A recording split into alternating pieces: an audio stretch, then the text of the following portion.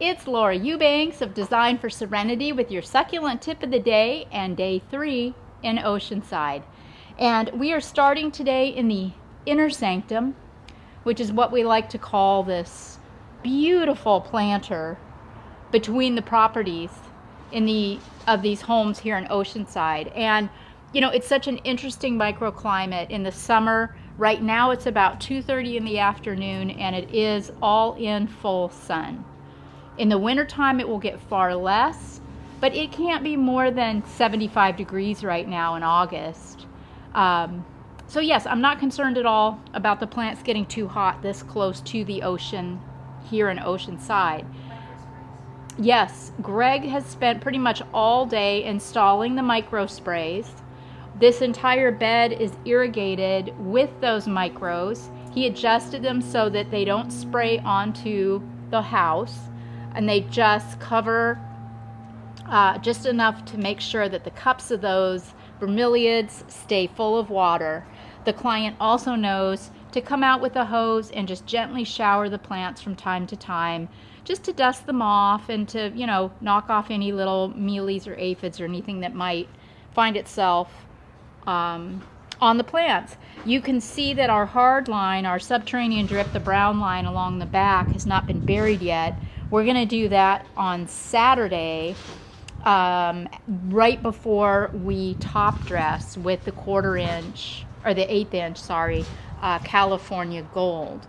I can just, you know, visualize this garden as it matures, and it reminds me something of the Coronado garden that we did, the Pinkuses, on, we just did a maintenance there not long ago.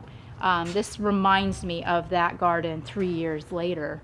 Also, thank God for these really, really cute windows, which really add so much depth and interest to the installation rather than it just being a straight up gigantic wall.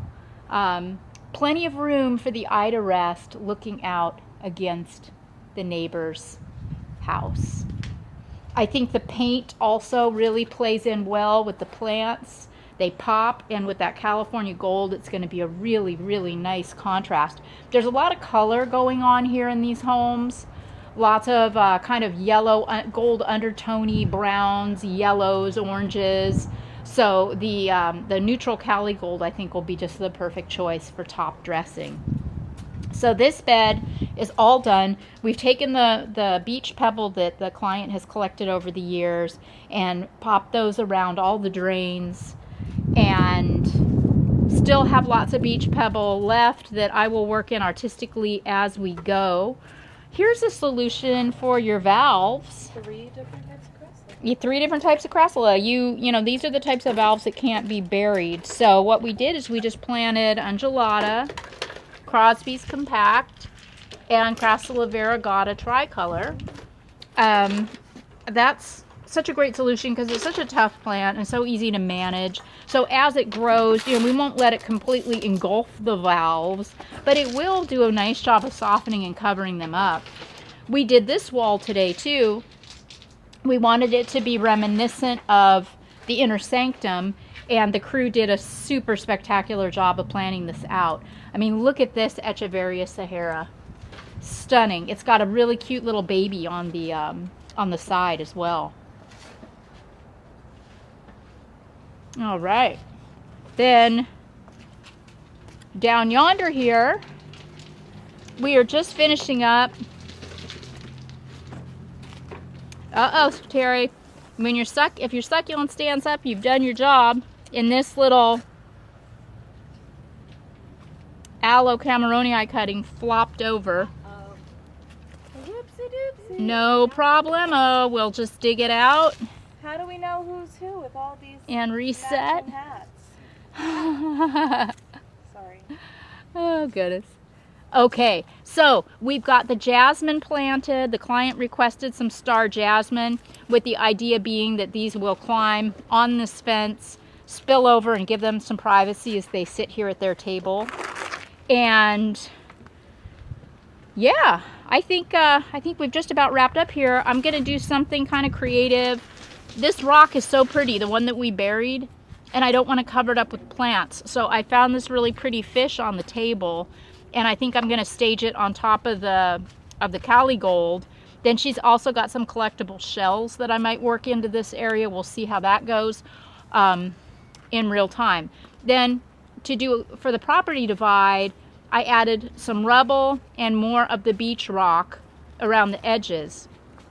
Then Mel did a really wavy line of the beach rock along the edge. You can keep going here too, Mel, and connect. So it looks really pretty from the sidewalk. Hannah will show you that when we get down there. And this Mangave lavender lady, so pretty. All right, and then over here, this area was total thatch. There, between the palm tree roots, I mean, there was just absolutely no digging in here. So it was fun to raise the soil just about 6 or 7 inches, stage some boulder, and just plant it out. Then I took some of that beach pebble, again, as a divide, and I wove it through in the pattern of a ribbon, and I'm really, really happy with how that turned out. You know, then as we've been designing, we've been looking at the butt, the back end. It's really important that this be 360 degrees here because it'll be viewed from all directions. So here you can see what Mel has done with the beach pebble and how pretty it looks from street level. And wow, yeah, this is spectacular. Just absolutely so gorgeous. This is the neighbor's agave attenuata, and it looks great mixed in with our succulents. Over here, Terry did this. This is such a gorgeous install. This also was extremely heavy with roots and thatch. But I mean, the neighbors have completely and utterly run amok on their side. So our client's gardener is just gonna have to keep cutting the jungle back. This is what happens when you plant something and then don't do anything about it for 20 years, I guess. But this is just so much prettier.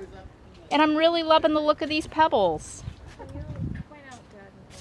Oh, look at Daddy and Colin and Mel in their little hats. They look so cute. And hi, Blonde Terry.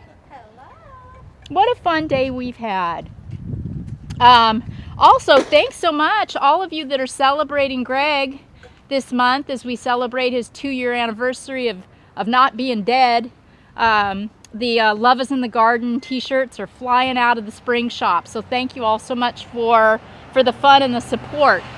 It's just like a big birthday party all month long. The 10th will be his actual day, so that'll be something special. As I'm looking at this in real time, I'm super excited, and I hope I have enough of that river or the beach pebble to work in some down here.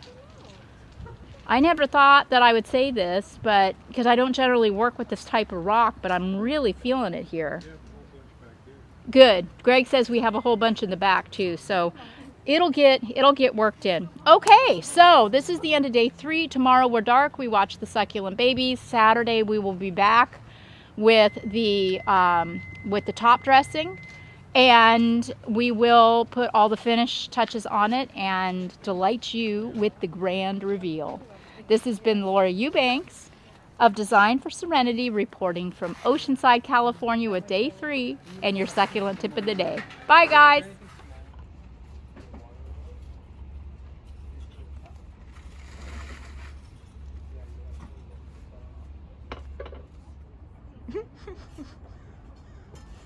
It's looking like a Pinterest board. I need this on a stake, right? Doesn't it need to be elevated? It does. What's your favorite house rule? Smile, giggle, and laugh. Kali, what's your favorite house rule? My favorite is take long walks. Hannah, what about you? I think I like get your feet wet. Ooh, Yeah. naughty.